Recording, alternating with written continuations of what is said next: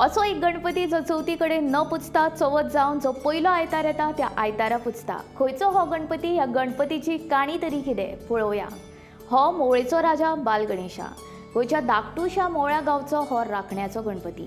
ताका बालगणेशा म्हणूनय वळखतात. गांवांतले 1.5 दीस 5 दिसांचे गणपती विसर्जन केले म्हणटकीर जो पयलो आयतार येता त्या आयतारा गांवांतले सगळे भुरगे मेळोन हो बालगणेशा पुजता आनी 7 दीस जातकीर शेनवारा विसर्जन करता. ह्या बालगणेशाची काणी अशी. मोवळ्या गांवच्या 7-8 भुरग्यांनी मेळोन हे प्रथेक सुरवात केली. गांवचो नंदेश नायक हाणें आनी ताच्या वांगड्यांनी शाळेंतल्यान येतना विसर्जन केल्ले गणपती तळयेन पळयले.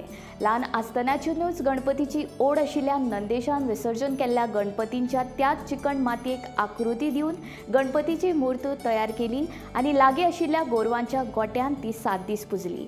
वर्सान वर्स ही उमेद वाडत गेली. हळूहळू लोक नैवेद्य फुलां दिवपाक लागले. भक्तांची कामाय जावपाक लागली.